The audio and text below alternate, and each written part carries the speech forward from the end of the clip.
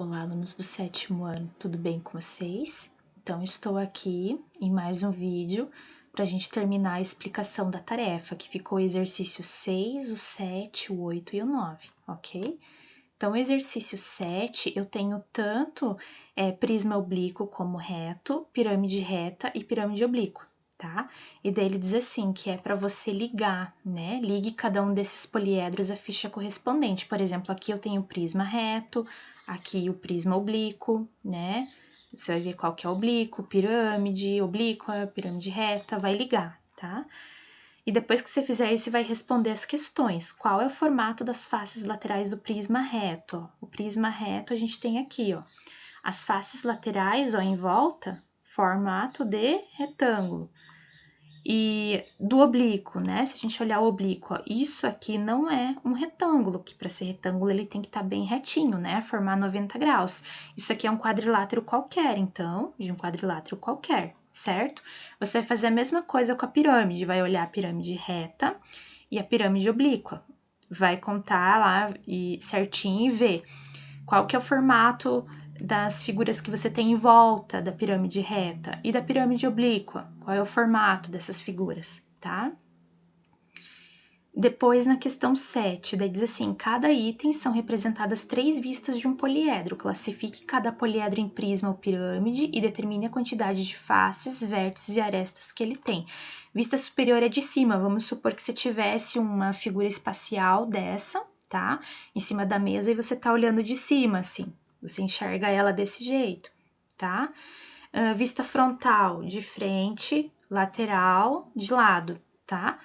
O que pode ser isso aqui? Vocês perceberam que praticamente a gente tem vários triângulos, né? E eu tenho embaixo, ó, no fundo, como se fosse um quadrado. Então, se eu tiver só um quadrado, ele é uma pirâmide, porque daí eu tenho embaixo o fundo e em volta eu tenho triângulos. Isso é uma pirâmide. Quantas faces eu tenho? O quadrado de baixo e mais 1, 2, 3, 4 triângulos. Então, total, 5 faces. Quantos vértices? Eu tenho a ponta em cima e mais 4 vértices embaixo, então 5 vértices. E as linhas, as arestas, eu tenho 1, 2, 3, 4, que é do quadrado, 5, 6, 7, 8, que são dos triângulos que estão em volta, certo? E farão isso também com a letra B, ok? Depois, lá na questão 8, a gente tem assim, um artesão cortou em 2 partes um pedaço de madeira em forma de prisma reto de base hexagonal, tá? Esse aqui dele cortou em 2 peças. Quantas faces, vértices e arestas tem a figura geométrica espacial que lembra a peça original antes do corte? Nessa daqui, você vai contar as faces, as figuras, tá? Você vai contar os vértices, que são as pontas, e as arestas, as linhas, certo? Na peça 1, você vai fazer a mesma coisa, tá? As faces, quantas figuras, os vértices, quantas pontas e as arestas, quantas linhas. E na peça 2, a mesma coisa, tá? Quantas faces, quantas figuras, quantos vértices, ou seja, quantas pontinhas, e as arestas, quantas linhas, ok? Questão 8.